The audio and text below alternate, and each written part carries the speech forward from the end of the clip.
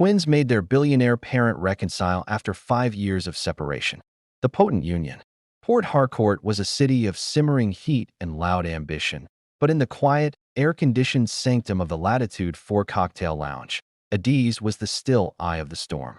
All eyes, as usual, tracked her. She wasn't just beautiful, she was an event. Her presence, a calculated blend of off-shoulder ankara and a composure so absolute it felt like a force field, commanded the room.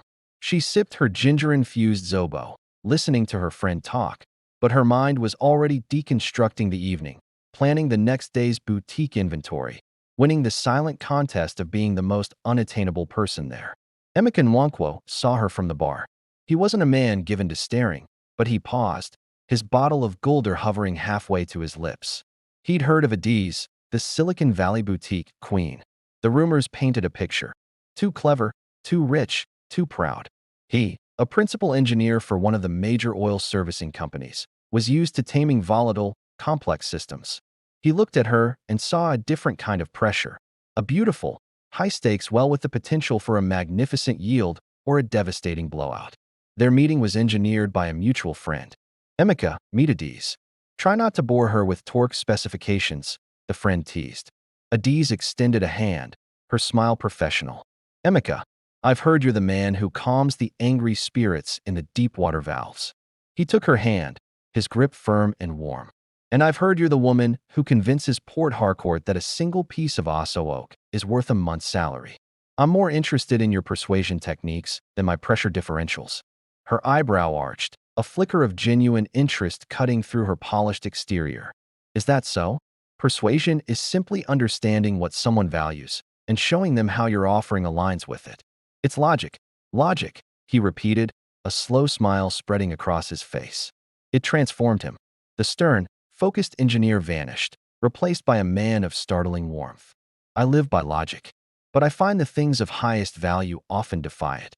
Their first conversation was a duel of intellects, a thrilling, rapid-fire exchange about market economics versus engineering ethics, the soul of Nigerian design, the burden of being the firstborn. He spoke with the quiet, unshakable confidence of a man who knew the weight of bedrock. She countered with the agile, piercing insight of someone who navigated the shifting sands of trends and personalities. They challenged each other, yes, but within the challenge was a profound, ringing recognition. Here is my equal. Their courtship was a Port Harcourt legend. When Emeka took Adiz to his family compound in Umuahia, he watched with a swelling heart as she navigated the complex web of relatives with a respectful grace that belied her city sophistication. She drank the palm wine his father offered, asked his mother thoughtful questions about traditional patterns, and won over his skeptical uncles by discussing land acquisition with a startling clarity. Driving back that night, he held her hand. You were magnificent, he said, his voice thick with emotion. You saw the heart of it all, not just the ceremony. She leaned her head on his shoulder. Your family is your foundation. I see that. It's formidable. When Adiz took him to her mother's elegant, book-filled apartment in Old GRA, the dynamic shifted. Her mother, a retired headmistress, grilled him over tea. What do you offer my daughter, Mr. Nwankwo? She has built her own empire. Emeka set his cup down. Ma, I don't offer her a kingdom. She has that. I offer to be the unwavering ground upon which she builds it higher. I offer partnership, not protection. She doesn't need it, but respect and a shared load. Adiz, listening from the doorway, felt her eyes sting. No one had ever phrased it like that. Not as possession, but as foundation. Their wedding was a fusion of fire and earth. The traditional ceremony in Umuahia was a vibrant, noisy affirmation of lineage, with Emeka looking like a chief in his Iziagu, his pride in her a tangible glow. The white wedding in Port Harcourt was an affair of sleek elegance, with Adiz of vision and lace, her smile brilliant and, for once, completely unguarded. The first years were a golden age. They were partners in every sense. He would pore over the architectural plans for her boutique's expansion, pointing out load-bearing walls. She would help him craft presentations for the board, her phrasing turning technical data into compelling narratives. They debated passionately, made up fiercely, and built a life that felt both aspirational and deeply rooted. Their love was a potent alloy, stronger than its individual parts, her ambition tempered by his stability, his tradition given new shine by her modernity. They would lie in bed on Sunday mornings, her head on his chest, listening to the rain.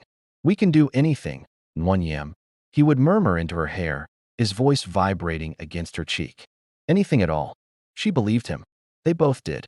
They had mastered the logic of success, the algebra of compatibility. What they had not yet learned, and could not learn in this cocoon of harmony, was the calculus of sacrifice. They did not know that the very qualities that fused them so perfectly, his unyielding sense of duty, her inviolable self-determination, were rigid enough to shatter under pressure. They were two mighty Irako trees, grown so close their branches intertwined, believing their strength was shared. They did not foresee the storm that would not bend them, but test which one would break first from the other. The news arrived not with a whisper, but with the profound, echo-drenched silence that follows a thunderclap. In the hushed, cool sanctuary of the consultant's ultrasound room, the technician's cursor moved in slow, deliberate circles over the gray, swirling landscape of Adi's womb. "Mr. and Mrs. Nwankwo," the woman said, her professional calm unable to mask a spark of awe. "See here, and here. Two distinct sacs, two strong heartbeats. Twins." Adi's hand flew to her mouth, not in shock, but in a gesture of overwhelming reverence. Her mind, usually a buzzing hive of inventory lists and marketing strategies, went utterly, blissfully blank. Emika's grip on her other hand tightened until her bones pressed together, a grounding, almost painful anchor. He leaned forward, his engineer's mind, trained to interpret complex schematics, struggling to decode this miraculous blueprint. Two tiny, flickering stars on the screen, proof of a celestial math beyond his calculations. A choked sound, part laugh, part sob, escaped him. He turned to look at her, his eyes shining with a wet, unvarnished joy she had never seen before. In that moment, they were not the power couple, but simply two souls humbled by a staggering gift. The golden age intensified, gilded by anticipation. The grand house in Old GRA, once a showcase of their dual success, began its transformation into a nursery ×2. Emika's practicality blossomed into poetic preparation. He measured rooms, sketching layouts for cribs that wouldn't crowd, for rocking chairs positioned for optimal sunlight. He researched the latest in air purification systems, his love expressing itself in filters and safety ratings. He would come home, place his hand on the gentle, growing curve of her belly, and feel the frantic, butterfly flutters within. "They are wrestling already," he'd murmur, his voice thick with emotion. Two warriors. Adi's pregnancy was a journey into a new, foreign country.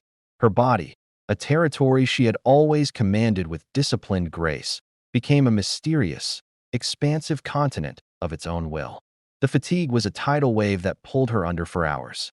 Yet, within this vulnerability, a ferocious, new love took root. She talked to them, her voice soft in the quiet afternoons, telling them about the boutique, about their father's silly obsession with perfect bolt tension, about the sound of rain on Port Harcourt zinc roofs.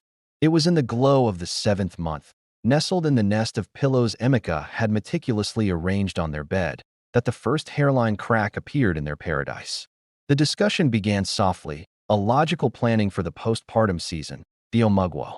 "My mother has already cleared her calendar," Emika said, his fingers gently tracing circles on her swollen ankle. His tone was warm, assured. "She is preparing the ugba and the special herbs for your bath. She is eager to perform the rites. It will mean so much to her, Ada, to my entire family. For the Agbanwanyi to be the first to welcome you and the heirs, it is a blessing that sets the tone for their entire lives." The words, the heirs, the tone, landed with a subtle but distinct weight on Adi's heart. She shifted, a slight unease moving through her. "My mother is also ready, Emika. You know she's practically a professional. With the catering business and running the daycare, she has a system. She can manage feeds, help establish a schedule. It's more than ritual, it's logistical support." He smiled, but it didn't quite reach his eyes this time. "My mother has raised 7 children, Nguyen. She knows more about newborns than any textbook. It is not just ritual. It is wisdom. It is our culture. And my mother has raised a successful daughter while building 2 businesses," Adiz countered, her voice still gentle but firming at the edges. It's a different kind of wisdom, Emika, a practical one. Why can't she come first? Your mother can come after, for the blessings. The air in the room cooled by a degree. Emika's hand stilled on her ankle. It is not the order of things, Ada. My mother, as the senior wife of our family, comes first. It is a sign of respect. To do otherwise would be confusing. It would send a wrong message to my people. A spark, tiny and dangerous, flickered in Adi's chest. A wrong message? That the mother's well-being and the baby's care might come before protocol? Is my mother's help disrespectful? No one said that. He replied, his own tone cooling to match hers. But there is a way things are done. A harmony to uphold. This is how we welcome new life into our lineage. Our lineage, Emika, she stressed, sitting up a little. Not just yours. Ours. And I am the one who will be healing. I am the one who will be learning to feed 2 babies at once.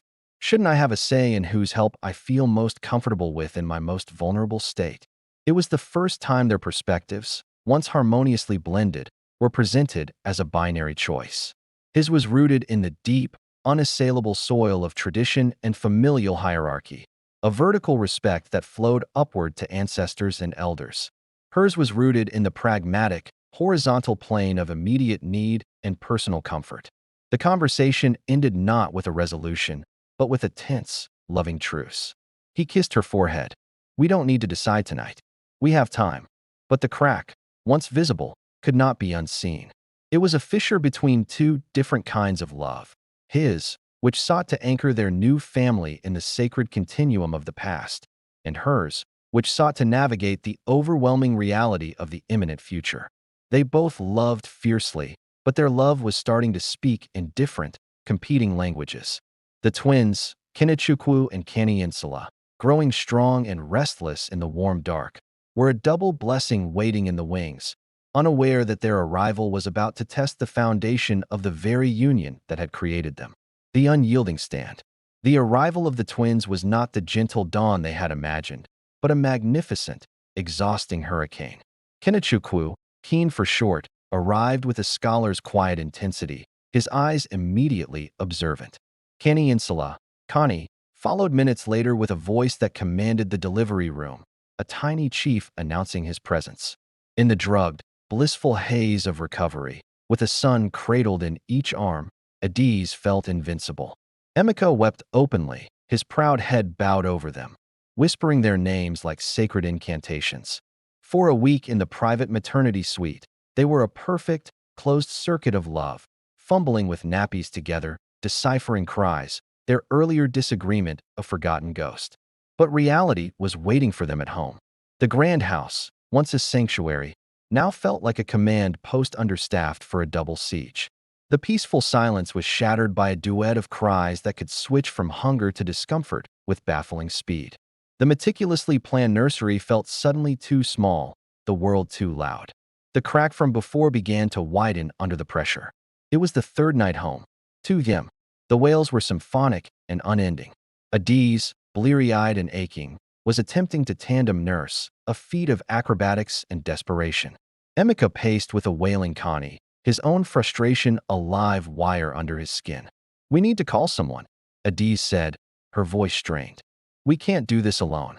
We need your mother. Or mine. Now. The statement hung in the air, a gauntlet thrown back onto the floor between them. The unresolved question had become an emergency. Emika stopped pacing. The wailing baby in his arms felt like a judgment. My mother is ready. She has been ready. She knows what to do.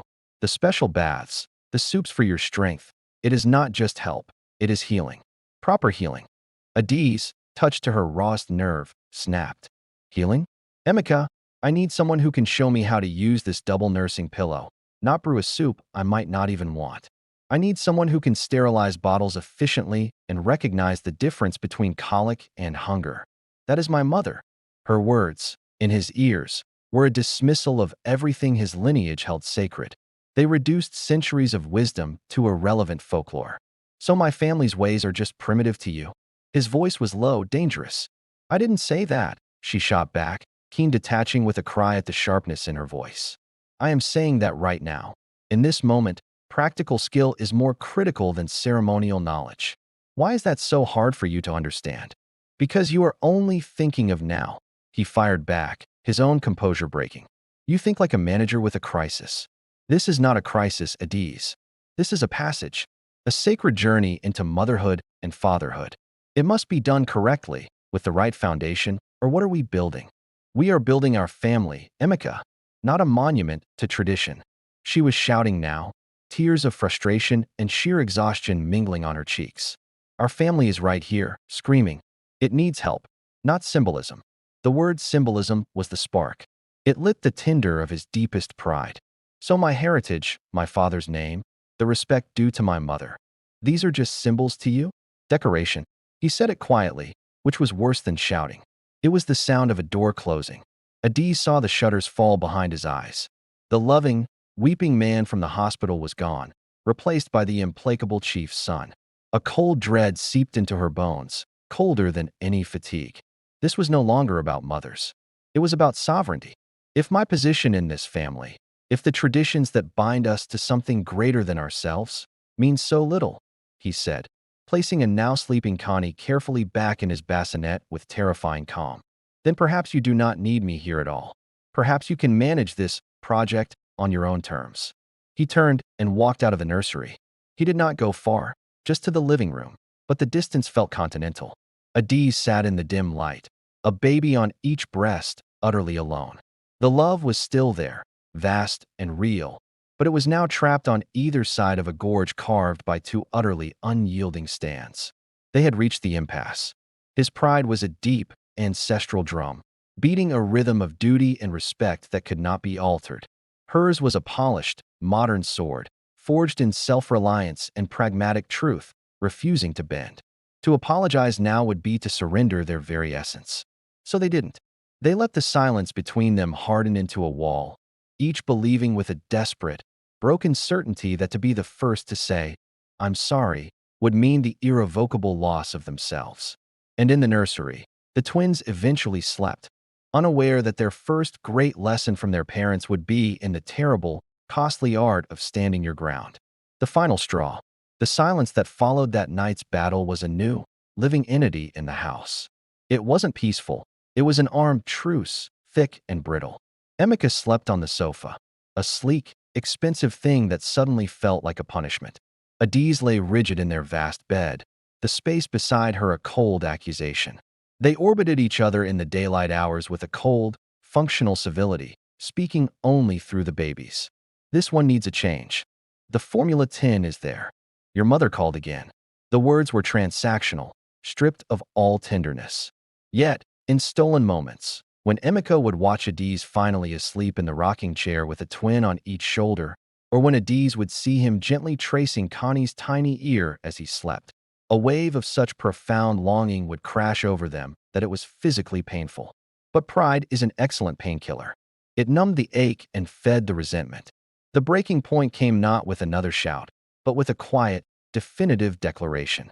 A week after the nursery argument, Emeka's mother, Mama Nwankwo, arrived unannounced from Umuahia. She stood at the threshold, a small, stout monument to tradition, carrying a covered calabash and a bag of dried herbs. Her face, initially wreathed in grandmotherly joy, faltered when she saw the hired, unfamiliar nurse bustling in the background and the complete absence of any ceremonial preparation. Adiz, caught off guard and wearing a stained nursing top, felt a hot flush of intrusion and inadequacy. "Mama, welcome. We weren't expecting you." "Expecting," Mama Nwankwo said, her voice gentle but edged with steel. "A grandmother does not need an invitation to welcome her son's heirs. Where's the palm oil? Where's the omugwo mat?" "My son," she said, turning to Emeka, who had appeared in the hallway. "What is this?" Emeka's face was a mask of conflict, filial duty warring with the reality of his fractured home. "Mama, Adiz preferred to have a professional nurse at first, for the modern methods." The word "preferred" hung in the air. Mama Nwankwo's eyes moved from her son's tense face to Adiz's defensive posture. She did not need a translator. She saw the rebellion. A deep sadness, then a flinty resolve, settled on her features. "I see," she said quietly. She placed the calabash on the side table. "The soup is for your strength, Nwanyem. I will not stay where my ways are an inconvenience." Her exit was regal and devastating. The click of the door behind her echoed like a verdict. Emeka turned to Adiz, the last thread of his patience snapping. You see? You see what your preference has done? You have insulted my mother in her own son's house. I didn't invite her, Emeka. She came unannounced.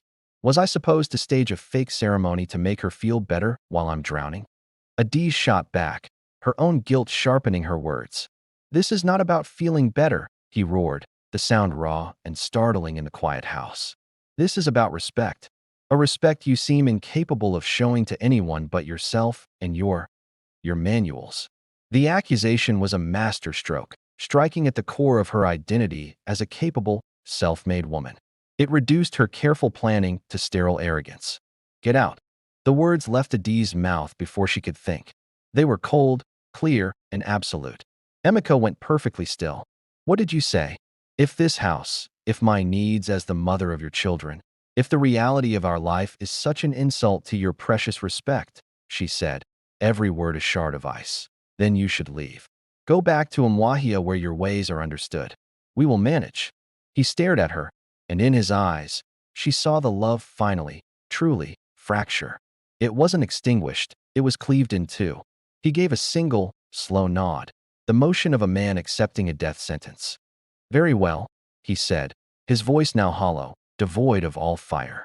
You have made your choice. You wish to be the sole architect of this family. I will not stand in your way. He did not pack a bag. He took only his car keys and wallet. He walked to the nursery door and stood there for a long, terrible minute, looking at his sleeping sons. His shoulders, usually so squared with confidence, slumped in utter defeat. When he turned, his face was the picture of a proud man's ruin. He walked past her without another glance. The front door opened and closed with a soft, final click. This time, he did not go to the living room. The sound of his car engine starting, purring, and fading away down the street was the sound of the life they had built together driving off into the night. Adiz sank to the floor, the twins' next cry rising in the monitor, but she couldn't move. She had won the argument. She had defended her territory, and in doing so, she had scorched the earth of their marriage. The final straw had not been a shout, but a quiet, irrevocable expulsion. And the silence that filled the house after he left was the loudest, most desolate sound she had ever heard. The Cold War begins. The days that followed were a study in surreal normalcy. The sun rose over Port Harcourt. The twins cried, fed, slept, and grew. The world continued to spin. But inside the grand house on Old GRA Road, a new, chilling reality had set in. Emeka was gone, and his absence was a physical presence. A hollow in the bed, a missing chair at the table, a silence where his deep, measured voice used to be. Adiz moved through the motions with the fierce, automated precision of a wounded soldier. She hired a permanent, live-in nanny, a cheerful, efficient woman named Joy, whose very name felt like a mockery. She established ruthless routines. 6 a.m., first feed. 9 a.m., tummy time and sunlight on the veranda. Her boutique was managed remotely. Her world shrank to the square footage of the nursery and her home office. She was the commander of a tiny, vital kingdom, and she ruled with a love for her sons that was as deep as it was lonely. Emeka, from his new, sterile apartment in the heart of the new GRA, became a provider in absentia. His love was converted into currency. Large, monthly transfers hit Adiz's account with clockwork regularity, more than enough. Overnight couriers brought boxes. The most expensive imported formula, German-engineered strollers that unfolded with a whisper, tiny tailored outfits from Lagos boutiques. He was building a fortress of provision around his sons, brick by financial brick. It was his language, the only one he felt he could still speak without losing the last shreds of his dignity. Their first direct contact was not a call, but a text, a week after he left. It was bereft of any salutation. Emeka, I will come to see the boys on Saturday. 10 a.m. Adiz, they are usually napping by then. 11 is better. Emeka, 10:30. Adiz, fine. And so, the schedule was born. Every Saturday at 10:30 a.m., Emeka's black SUV would glide to a stop outside the gate. He never came in unannounced. He would wait in the car until Joy or the nanny brought the boys out to the front step, bundled and clean. He was a visiting dignitary, not a returning father. Those first visits were agony masked as civility. He would take Keen and Connie, one in each strong arm, and his stern face would soften into something heartbreakingly tender. He'd speak to them in low Igbo, telling them about the strength of their ancestors, about the river that flowed through their hometown. He'd place them on a blanket in the garden and simply watch them, as if memorizing every blink, every grasping fist. Adiz would watch from the living room window, a ghost behind the curtains. She saw the way he drank in the sight of them, the raw love so evident it made her chest ache. She also saw the careful way he avoided looking toward the house, the way he never asked to come inside. She both hated and craved his presence. His visits were a weekly reopening of the wound, a reminder of what was and what could never be again. They never spoke of the divorce. It was a legal formality handled by terse lawyers, a cold, paper conclusion to the fiery emotional collapse. The settlement was generous, the custody arrangement clear. There was no battle over assets. Their pride extended to not fighting over things. They fought, instead, through a profound, mutual withholding of conversation, of warmth, of any acknowledgement of the shared history that had once been their bedrock. The love for the twins was the only neutral ground, a demilitarized zone they both respected. But even that was partitioned. He had his Saturdays. She had the rest of the week. Their parenting styles diverged silently. She followed the latest pediatric apps. He whispered old proverbs. They were raising two boys in two separate, parallel worlds, connected only by biology and a last name. The Cold War had begun, not with shouts or legal filings, but with the silent, daily decision to live as islands. The grand house and the sleek apartment became twin prisons of their own making, where the wardens were their matching, unyielding pride. And in their separate beds at night, each listened to a silence that was no longer just an absence of sound, but an absence of the other's breath, a void that no amount of money or routine could ever hope to fill. Digital sentinels. In the tangible world, Emeka and Adiz were islands. But in the digital ether, they were ghosts haunting each other's every click and scroll. Their Cold War found a new, insidious frontier, the glowing screens of their smartphones.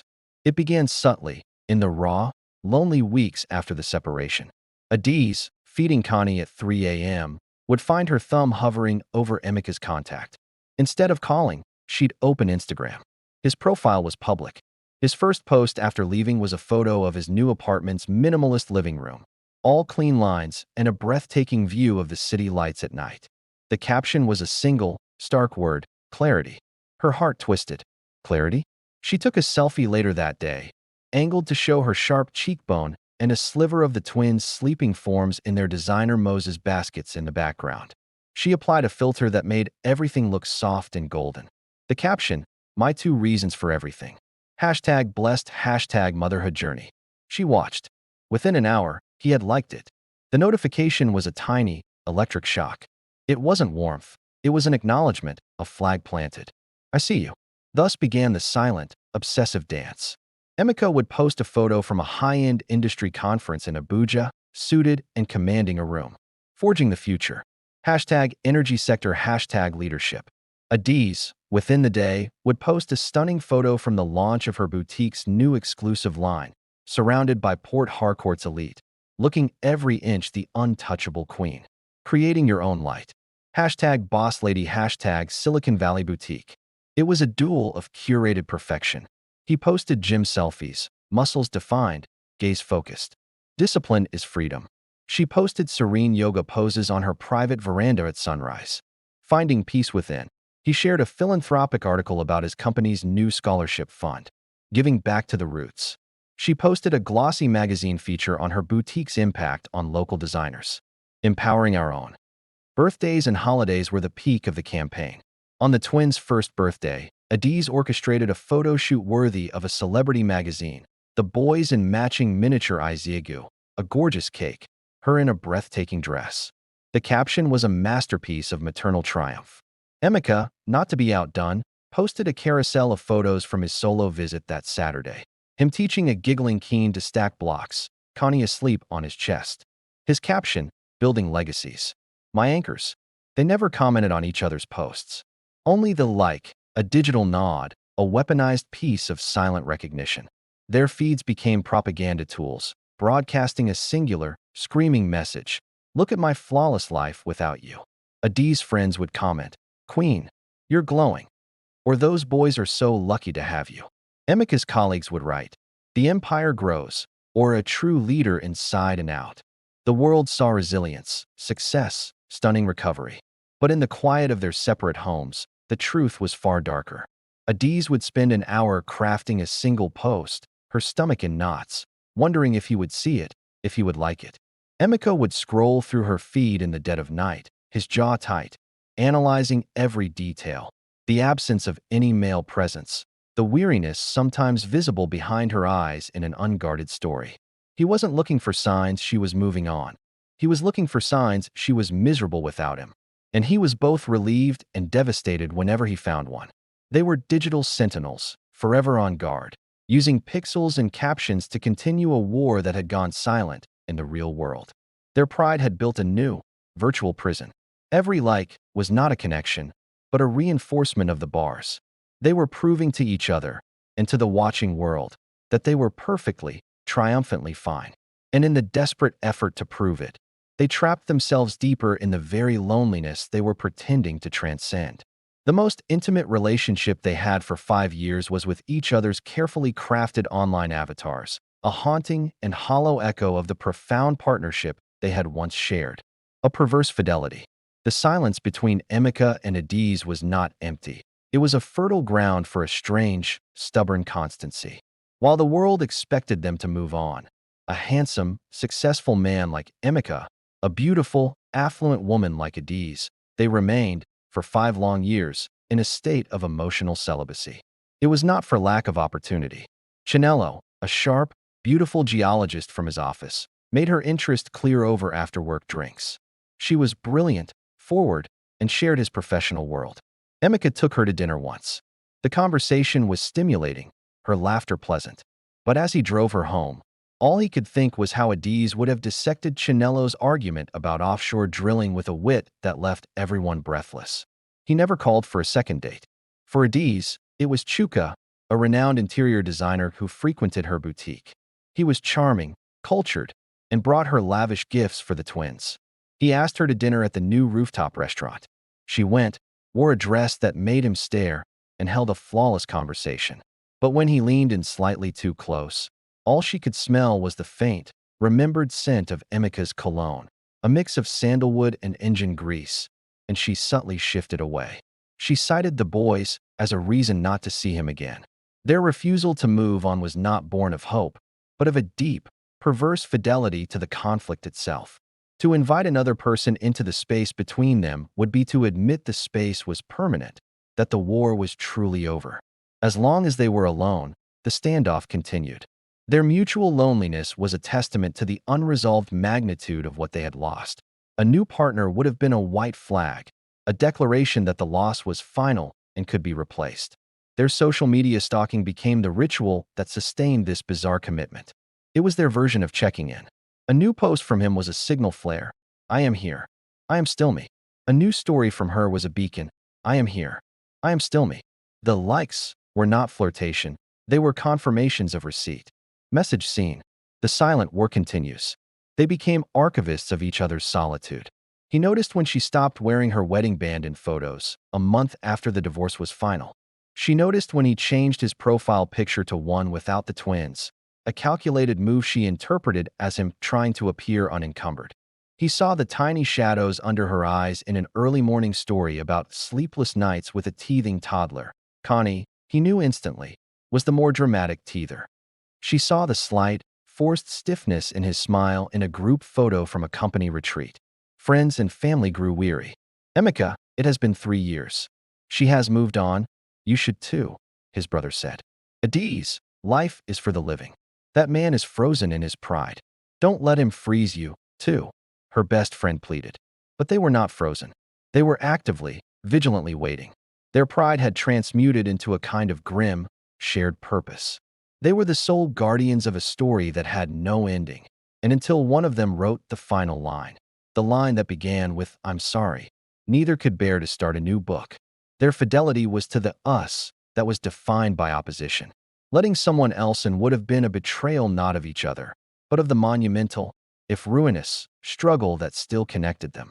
So they remained alone, orbiting the black hole of their severed marriage, held in place by a gravity of their own making, a gravity of unsaid words, of digital surveillance, and of a love that had curdled into a proud, stubborn, and perverse form of loyalty to the very thing that was destroying them.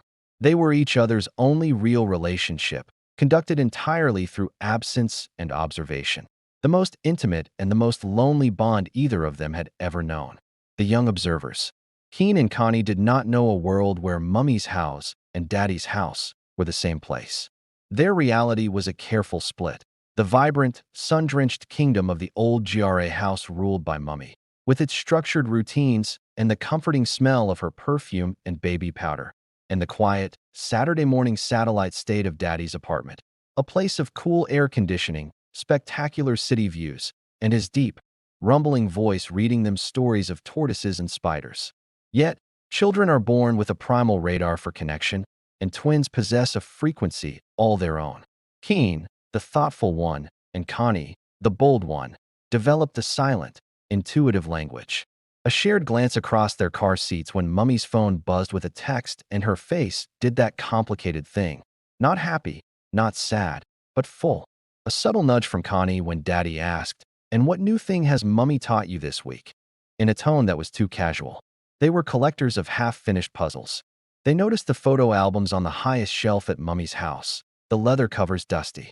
Once, when Joy was cleaning, Keen pulled one down. Inside, they found ghosts, a younger Mummy and Daddy, their faces pressed together, laughing on a beach, sand on their feet. Daddy was lifting Mummy off the ground. They looked like one person split into two joyful halves. Connie pointed at Daddy's face. "He looks silly. He looks happy," Keen corrected softly. They stared at the foreign country of their parents' togetherness, a place that felt both mythical and deeply, confusingly true. At Daddy's apartment, they found artifacts in a locked drawer he'd forgotten to secure. Not toys, but things, a delicate hairpin shaped like a butterfly, a faded movie ticket stub, a single pearl earring. Connie held the earring up to the light. "For Mummy." Keen nodded. They didn't take it. They placed it back carefully, understanding instinctively that these were relics of a lost world, and to disturb them was wrong. Their bodies remembered what their minds could not. During a thunderstorm at Mummy's house, a clap of thunder shook the windows. Both boys, from their separate beds, instantly sat up and cried out not for joy, but in unison, "Daddy." It was an instinct, a cellular memory of being sheltered between two larger, solid forms during a past storm. They became tiny, gentle diplomats. On Saturdays, Connie would often lose his favorite toy car just as Daddy was about to leave, forcing a prolonged, searching goodbye that required both parents to help look. Keen, the strategist, would parrot something profound Mummy had said about stars or kindness, watching Daddy's face closely to see if the familiar words sparked a light in his eyes. They felt the disconnect not as an absence of love, but as a love that was fractured, delivered in separate, powerful doses that never mixed. When Keen mastered a difficult puzzle, his first instinct was to turn and show two people. He would see Mummy's proud smile, and then feel the empty space where Daddy's approving nod should have been, storing the accomplishment to report days later. It created a faint echo in his joy. They didn't speak of it to each other in words. They didn't need to. In their twin telepathy, it was a constant, quiet hum, the sound of a fundamental disharmony in their universe. They loved their two separate planets dearly, but in their child's bones, they knew with absolute certainty that these planets were meant to be a single sun, providing a united, steady warmth. And so they watched, and waited, and gently, subtly, tried to pull the orbits closer, hoping for a gravity stronger than pride to finally take hold. The fifth birthday arena. The air in Port Harcourt grew thick with the pre-rain tension of May, but in the separate worlds of Emeka and Adiz, a different pressure was mounting. A shared, non-negotiable deadline glowed on the calendar, the twins' fifth birthday. It would be the first major birthday since the divorce, a public event, and it became the new, silent arena where their Cold War would be staged. The first communication was a text, as sterile as a medical report. "Emeka, the boy's birthday is on the 14th. We need to arrange something suitable. Adiz, I am aware. I have booked the Rainbow Room at the Pertia Hotel. It has an indoor play area. A long pause.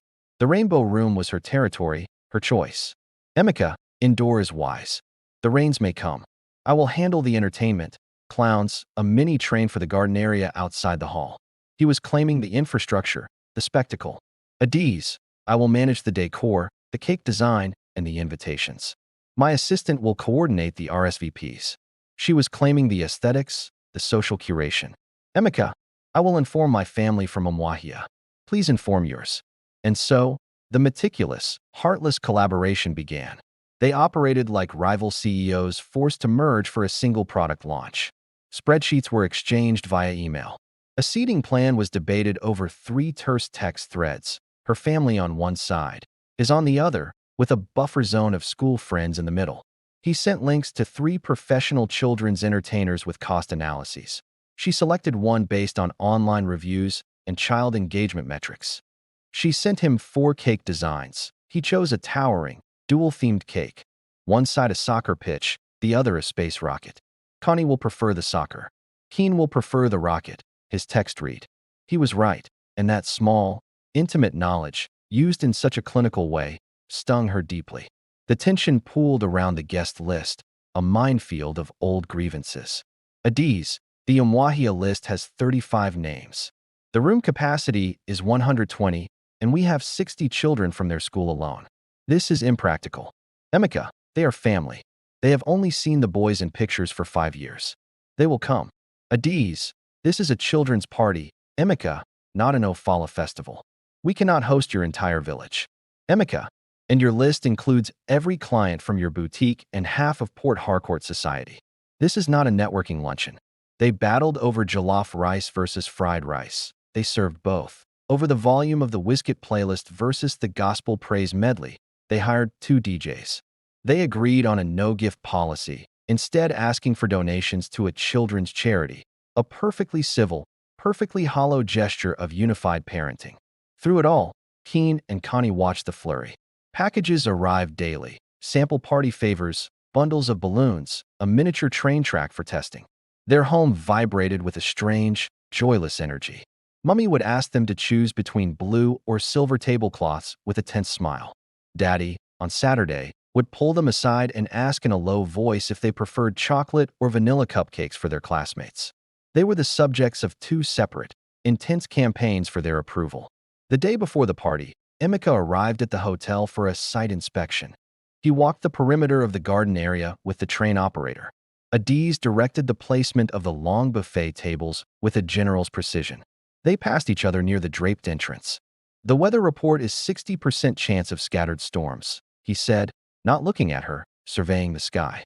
I have ordered clear canopy tents for the garden section, she replied, not looking at him, smoothing a wrinkle in the linen.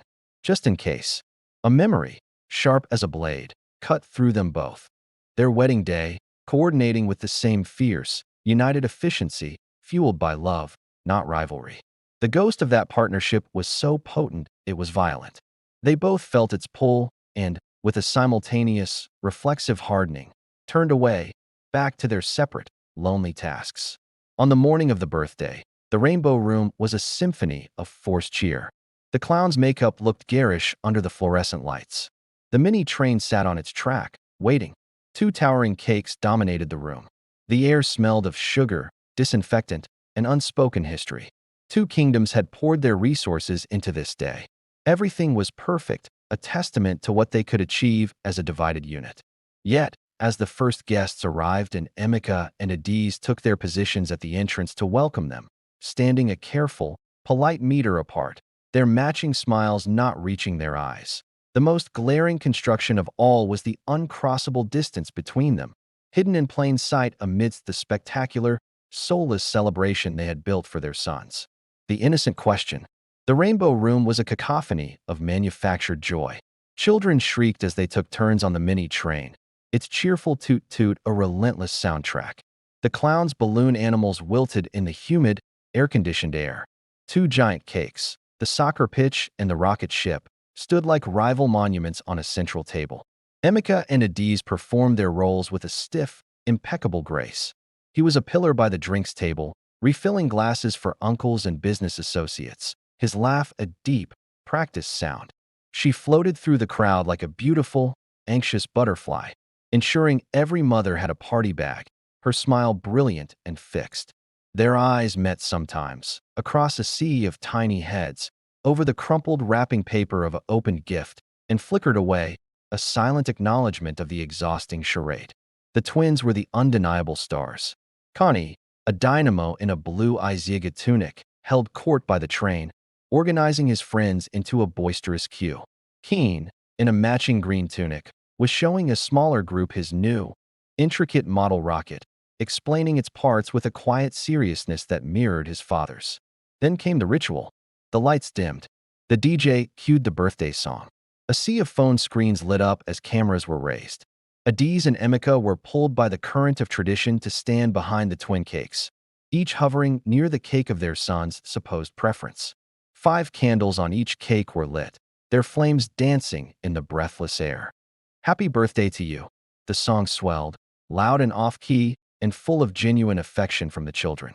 Keen and Connie stood before their cakes, their faces bathed in the warm candlelight, illuminated by pure, uncomplicated happiness. They shared a glance, a twin signal, took a deep breath, and blew. The flames vanished in 2 puffs of smoke, and the room erupted into cheers and applause. It was in the sweet, smoky silence that followed, as Adiz reached for the cake knife and Emeka stepped forward to help steady the rocket ship cake, that Connie made his move. He did not shout. He simply climbed onto the small step stool placed for the cake cutting and raised his hands. At 5, he already possessed his father's unconscious command. The crowd's chatter died down, expecting a thank you speech. He looked directly at his parents, who now stood close together out of necessity, the giant cakes between them. "Daddy, Mummy." His voice was clear as a bell, cutting through the residual noise. He pointed a finger, sticky with frosting, back and forth between their faces. In Paw Patrol, when it's a happy birthday, Ryder's mummy and daddy always kiss. A beat of dead silence. Then, a few nervous titters from the adults, quickly swallowed. Keen, sensing the moment needed the weight of logic, nodded firmly. "It's true. It happens in Ben 10 too, and in Beano and Fino. After the cake, they kiss. It's the rule for happy families." The words happy families landed in the room with the weight of a stone. The cheerful buzz was replaced by a thick, paralyzing stillness. All eyes swung to Emeka and Adiz. The grandparents, Mama Nwankwo in her towering geli, Dr. Nwachukwu in her elegant suit, froze, their faces etched with a painful mix of hope and dread. Guests studied their shoes, the ceiling, the deflating balloons. Adiz felt a heat rush to her cheeks that had nothing to do with the stage lights. Her mind, usually a courtroom of quick retorts, went terrifyingly blank. She looked at Emeka and saw not the formidable engineer, but a man trapped, his expression one of stunned, public vulnerability. She found her voice, a thin, high-pitched version of it. "Not now, my heart," she managed, the perfect hostess's smile cracking at the edges. This is not the cartoon. But Connie, the bulldozer of truth, was not finished. His little brow furrowed in genuine, profound confusion. The logic was impeccable to him. Cake plus happy birthday plus mummy plus daddy equals kiss. The equation was broken, and he was a born fixer. "But why?" he persisted, his voice ringing with an innocence that scalded the 5 years of complex adult pride. "You live in different houses. You never kiss. You never say sorry." He looked from his mother's rigid face to his father's shuttered one, his question not an accusation, but a pure, devastating inquiry. "Are you not happy?" The word happy hung in the heavy, perfumed air.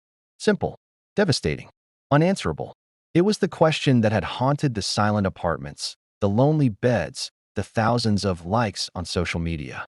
It was the question they had spent a fortune and half a decade trying to bury under provisions, perfection, and pride. And now, their 5-year-old son had dug it up with his bare hands and held it, beating and raw, in the center of the room for everyone to see. In that excruciating, public silence, the magnificent fortresses of Emeka and Adiz Nwankwo did not just tremble. Their foundations, built on the bedrock of stubbornness, turned to sand. The innocent question had not just been asked. It had been a direct hit, and in its wake, nothing but the stark, undeniable truth remained, shining with the terrible clarity of a child's eyes. The crack in the armor. The silence after Connie's question was a living thing. It pressed on eardrums, thickened the air, made the bright decorations seem garish and false. Amicus stood frozen, the weight of his son's words. "Are you not happy?" Pinning him to the spot. He was a man who solved problems by applying force, logic, or capital. This was a problem of the soul, and he was utterly disarmed. His gaze, trapped, swept the room. He saw his mother's face, a mask of dignified sorrow, her eyes saying what her lips would not. "See what your pride has done." He saw Adi's mother, the doctor, her expression one of pained empathy, as if observing a preventable illness. He saw the guests, friends, family, associates, their awkward pity a physical slap. They were all witnesses to the barren landscape his principles had cultivated. Then he looked at Adiz. Truly looked, not at his opponent or the curator of a perfect life on Instagram, but at the mother of his children. He saw the way her hand trembled on the cake knife, the desperate hold of her smile, the faint, tired lines at the corners of her eyes that no filter could blur. In that moment, the carefully constructed image shattered, and he saw the woman beneath, lonely, proud, and as lost as he was. The woman who had debated pipeline ethics with him over candlelit dinners, who had laughed until she cried at his terrible impressions, whose ambition had once thrilled rather than threatened him. The colossal edifice of his pride, which had sustained him through 5 years of solitude, began to crumble from the inside. It wasn't a dramatic collapse, but a silent, seismic realization. This is my victory? This sterile room, these pitying stares, these two magnificent boys who had just publicly pointed out the emperor had no clothes? His pride had won him a hollow kingdom, a kingship over an empire of silence and a throne of loneliness. He thought of the 5 years of wasted sunlight, of birthdays and milestones experienced in shifts. He thought of the hollow likes exchanged in the dark, a pathetic substitute for conversation.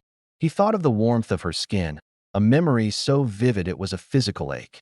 All of it, sacrificed on the altar of being right, of not being the weak one.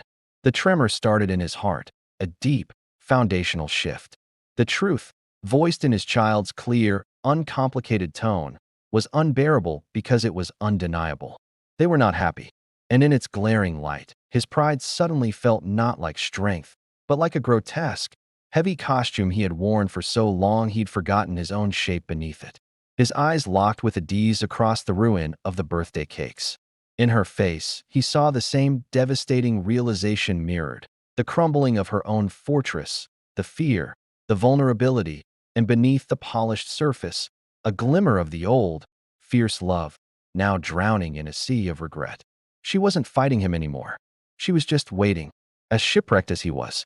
In that suspended second, Emeka Nwankwo, the engineer who built infrastructures to last centuries, understood the only calculation that mattered. The sum of their shared loneliness was an infinite negative. The weight of 5 years of silence was heavier than the 2 words he had vowed never to say. To continue would be to architect a lifetime of this hollow performance for himself, for her, and most damningly, for their sons. The paralysis broke. He moved. It was not a stride of confidence, but a crossing of the last great distance, the 1 foot of polished floor between them. The clowns, the guests, the echoing music, the watching world, all blurred into a silent, meaningless haze. There was only the path to her. With each step, the armor of his pride fell away, plate by plate, leaving him exposed, unarmed, and terrifyingly, utterly free. He was not walking towards a battle, but towards the only truth left standing in the wreckage. The bridge of words. He stopped before her.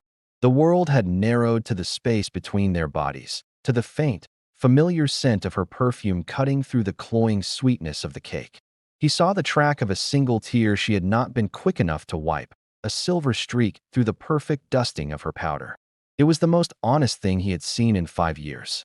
Slowly, giving her every chance to turn away, to rebuild the wall, he raised a hand. Her eyes, wide and shimmering, held his. She didn't flinch. He cupped her face, his engineer's hands, hands that calibrated torque and steadied steel girders, now trembling with a vulnerability that felt like vertigo. His thumbs, calloused and gentle, brushed away the tear. The room was a vacuum, holding its collective breath. The children had fallen silent, sensing a shift in the atmosphere more profound than any clown's trick. Into that fragile silence, Emeka spoke. His voice, when it came, was rough, scraped raw from years of disuse in the language of the heart. It was not loud, but it carried to every corner of the hushed hall a quiet detonation. "Adiz," he whispered, her name a prayer and a confession on his lips. "I am sorry." He let the words hang, simple and colossal in the space between them. They were not a negotiation. They contained no but you, or if only. They were pure, undiluted capitulation. "I have been a proud, foolish man," he continued, his voice gaining a steadier strength as he unburdened himself. "I let what people might think, who would be seen as weak, matter more than us, more than our family. I am sorry." The words, "I am sorry," did not hang in the air. They landed in the chasm between them and began, instantly, to transform. They were not a wrecking ball, but a solvent, dissolving the bitter, crystalline glaze that had coated every memory, every glance, for 5 long years. For Adiz, the sound of his apology was a key turning in a rusted lock deep within her chest. The shock of his touch, the warmth of his hands on her face, a sensation so achingly familiar it threatened to undo her, held her captive. She saw the raw pain in his eyes, the terrifying vulnerability he was offering her. This was not the Emeka who issued pronouncements. This was the Emeka she had fallen in love with, the one whose core was an integrity so profound it could turn inward in searing, honest remorse. His apology did not feel like victory. It felt like an oxygen mask after years of suffocating in her own stubbornness. Her own pride, that heavy, gleaming armor she had worn like a royal mantle, suddenly felt like it was cracking and falling away in great, liberating plates. If he could be this brave, this foolishly, gloriously brave, then so could she. He was not weak. He was free, and she desperately wanted to be free with him. The dam behind her own lips broke. A sob, part gasp, part laugh of sheer relief, escaped her before she could stop it. She clutched his wrists, not to push him away, but to anchor herself to the reality of him, to this impossible, miraculous moment. "No, Emeka," she said, her voice trembling but clear, carrying its own power. Tears flowed freely now, but they were not tears of sadness. They were a release of a river long dammed. "No, I am sorry too." She leaned her forehead against his, their breaths mingling, the world beyond their two figures dissolving into a blur of color and light. "I was too stubborn. I was so afraid of losing myself that I lost us. I am so sorry."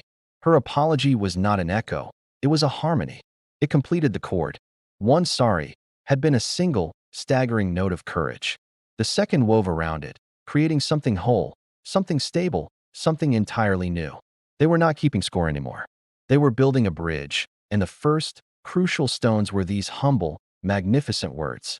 In the suspended silence of the Rainbow Room, the sound of their shared apologies was more profound than any birthday fanfare.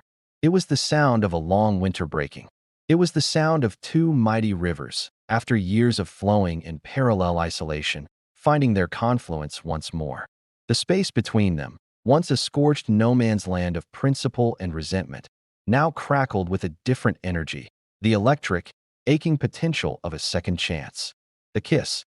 For a heartbeat that stretched into eternity, they stood on the bridge they had just built, foreheads touching, the world a distant hum. The apologies, still warm and resonant in the air between them, had disarmed the past. What remained was a pull as fundamental as gravity, a magnetic force drawing two halves back toward a long-forgotten whole. He leaned in slowly, giving her every microsecond to refuse, to rebuild the wall. She didn't. She met him halfway. It was not a cartoon kiss. It was not a perfunctory peck for an audience. It was deep, tender, and devastatingly honest. It was a homecoming. The first touch of his lips on hers was an electric shock of memory, the exact texture, the familiar, faint pressure, a sensory blueprint she had tried and failed to forget. Then it became more. It was an apology without words, a forgiveness given and received, a conversation 5 years long distilled into a single, profound connection. It tasted of salt from their tears and the sweet frosting from the cake, of regret and of a hope so fierce it was dizzying. Emeka poured every unsaid word into that kiss. The silent dinners in his sterile apartment, the hollow echo of his victories, the cold weight of the pride that had cost him everything. Adiz answered with her own silent confession, the brittle strength of her solitary throne, the echoing halls of her success, the stubborn fear that had masqueraded as unwavering principle. It was a merger, not of titans this time, but of two bruised, humbled, and desperately hopeful souls finding their way back to shore in each other. Around them, the frozen tableau of the Rainbow Room erupted. The collective held breath of the guests released in a wave of sound, a chorus of gasps, soft cries, and then, swelling into the air-conditioned space, rapturous applause and cheers. The grandparents clutched each other, tears streaming down unashamed faces. Friends who had witnessed the long, cold war now celebrated the astonishing thaw. But the loudest sound was the pure, unadulterated jubilation of two 5-year-old boys. Connie and Keen jumped up and down, a tangle of blue and green fabric, their shouts of joy piercing and perfect. Their logic had been vindicated. The cartoon was real. The equation was solved. Cake plus happy birthday plus mummy plus daddy equals kiss. And this kiss, they sensed with the profound clarity of children, was the realest, truest thing they had ever witnessed. Emeka and Adiz finally broke apart, not with a jerk, but slowly, reluctantly, their foreheads resting together once more. They were breathing heavily. Their world narrowed to the space their bodies shared, to the feel of each other's breath on their skin. The applause and cheers filtered back in, not as an intrusion, but as a benediction, a celebration of the miracle they had just enacted. He opened his eyes and looked at her. Her mascara was smudged, her lips were kiss-swollen, and she had never been more beautiful. A true, unguarded smile, one he hadn't seen since before the twins were born, broke across her face, luminous and shy, wiping away the last traces of her regal facade. He smiled back, a true, deep smile that crinkled the corners of his eyes and lit up his entire face. In that moment, the past 5 years were not erased, but they were finally, truly, over. The kiss had been the seal on their apology, the physical, undeniable proof of their surrender, not to each other, but to the love that had stubbornly refused to die, even in the deepest freeze of their pride. It was the first, irrevocable step on a new path, and they had taken it together. The night of reckoning. The last of the rainbow balloons had been gathered, the final guest seen off with a dazed smile. The silence that settled over Adiz's house, their house, the thought was a thrilling, terrifying tremor, was entirely new. It was not the hollow silence of absence, but a soft, breathless quiet, thick with the aftermath of a seismic event and humming with potential. Inside, the twins were a single, exhausted heap of joy on the living room rug, still in their party clothes but asleep within minutes, their world finally set right. Emeka carried them, one after the other, to their beds, his movements reverent, his heart so full it felt fragile. Adiz followed, smoothing covers, her hands brushing against his in the dim light. Accidental touches that now sent sparks through the mundane act. They retreated to the living room, the scene of so many years of cold civility. The large sofa yawned before them. They sat, not at opposite ends, but in the middle, the careful foot of space now an invisible bridge they had both crossed. The ghost of the kiss lingered between them, sweet and overwhelming. Adiz tucked her legs beneath her, finally breaking the quiet. Emeka, about the godparents for the boys. He held up a hand, gentle but firm. It doesn't matter. Not tonight. She nodded, swallowing. And the baptism, I should have. Adiz, he interrupted again, his voice low and sure in the dim room. He turned to face her fully, taking her hands in his. No ledgers. No balance sheets of blame. That is what buried us. He took a deep breath, the weight of the day settling on him like a coat. He was finally shrugging off. We were both wrong. Not about the details, but about the architecture of us. We designed a structure for a battle, not a home. We were the architects of our own loneliness. The truth of it, spoken so calmly, undid her. She had spent years building a case against him, and in one sentence, he dismissed the entire court. And he was right. Tears welled in her eyes again, but they were soft now, cleansing. I thought if I apologized, it meant I agreed that my mother shouldn't have come, that my way was selfish. I thought it meant I was giving up who I was. And I thought, he said, his thumb stroking her knuckles, that if I apologized, I was saying my family, my father's memory meant nothing, that my role was a joke. He shook his head, a wry, pained smile touching his lips. We were both such fools.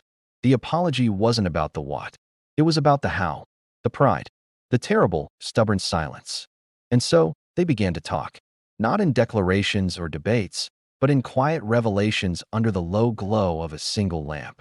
He spoke of the echoing quiet of his apartment, of how the view of the city lights only emphasized the darkness inside. She spoke of the exhaustion of ruling alone, of how every boutique launch, every school award, felt hollow without him to share it. They talked about the boys, the first steps he'd missed, the nightmares she'd weathered solo. They cried, not the angry tears of argument, but the shared, healing tears of grief for 5 lost years and of awe for a second chance they had never dared to hope for. They didn't solve everything that night. The deep rivers of tradition versus modernity, of family integration, would need careful navigation. But the dam of pride had been obliterated. They could finally see the water clearly, and they knew they would build a new bridge across it, together, plank by careful plank. As the first pale light of dawn began to tinge the sky behind the mango tree in the garden, Adiz, her head now resting on his shoulder, whispered, "Your mother. She should visit. Soon." Emika's arm tightened around her. "Our mothers," he corrected gently, the word "our" settling between them with profound new meaning. "They should both visit. Whenever they want. There is no first anymore. Only welcomes." It was the final surrender of the old war, and it felt like the first true victory of their new peace. They sat in the quiet dawn, hands intertwined, not as flawless titans, but as two bruised, hopeful people who had finally, miraculously, found their way back from a long and lonely exile. The night of reckoning had ended. The morning of rebuilding had just begun, a festival of blended blessings. The sun that rose over Port Harcourt 2 years later seemed to shine with a particular, golden warmth on the house in Old GRA. The air, once thick with tension, now hummed with a vibrant, chaotic harmony. The cries that echoed through the halls were not duets, but a spirited quartet. In the master bedroom, swaddled in soft pink and lemon yellow, lay the newest testaments to Emika and Adiz's hard-won peace. Twin girls, Chimamanda and Chitara. Their arrival had been met not with battlefield preparations, but with a united, joyful strategy. The lesson of sorry had become the cornerstone of their new foundation. They practiced it often, for small things, a missed call, a harsh tone born of fatigue, keeping the bridge between them well-maintained and strong. So, when Adiz's pregnancy was confirmed with not one, but 2 heartbeats, their first act was not a discussion, but a joint decision. Together, they sat in the living room, hands clasped, and made a video call. On the screen, the faces of Mama Nwankwo and Dr. Nwachukwu appeared, side by side in separate windows, their initial expressions guarded out of old habit. "Mothers," Emeka began, his voice calm and sure, Adiz's hand a steady warmth in his. "We have news. Adiz is expecting again. Twins, girls."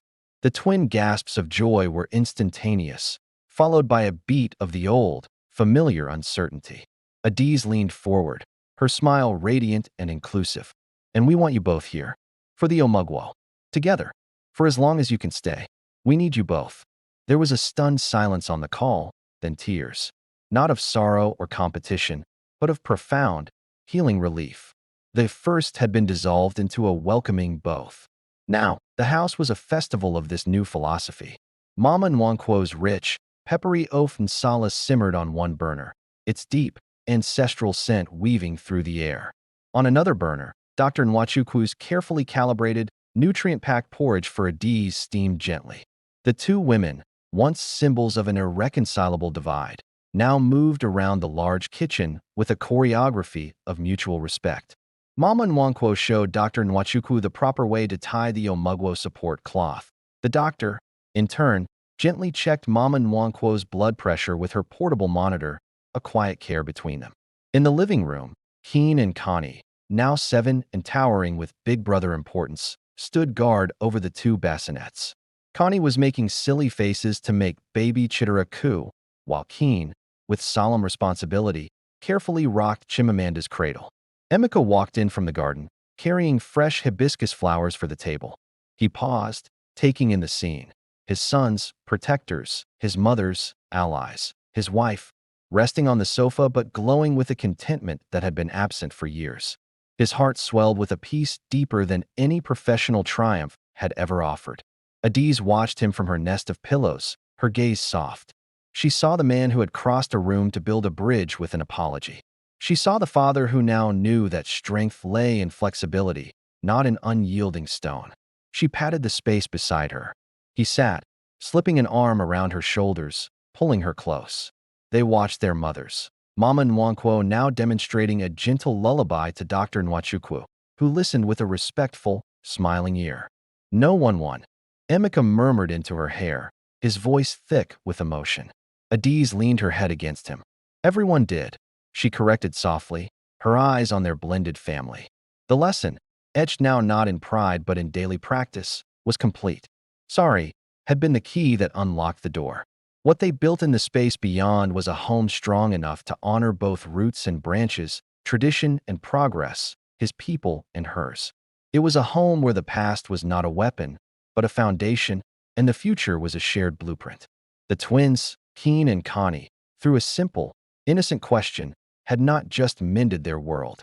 They had, with the clear-eyed vision of children, forced two proud adults to learn a new language, the language of humility and grace.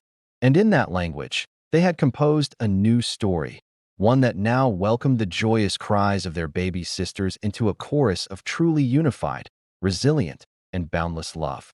And so, the story of the mighty rivers, once separated by pride, but forever joined by love, flows to its peaceful delta. We watched as Emeka and Adiz learned that the strongest foundation is not unyielding stone, but the humble, fertile ground of "I'm sorry." We saw how Keen and Connie, with the simple wisdom of children, reminded us that love is the only victory worth having. From a silent war of digital likes to a home filled with the blended laughter of two grandmothers and four children. Their journey teaches us that it is never too late to lay down your arms, cross the room, and choose us over me. Thank you for watching the Nwankwo family find their way back to each other. If this story of second chances, humility, and the power of love touched your heart, please share it. Let it remind someone that even the deepest chasms can be bridged, and that the most beautiful families are often those rebuilt with grace. Share their story. Celebrate love's return.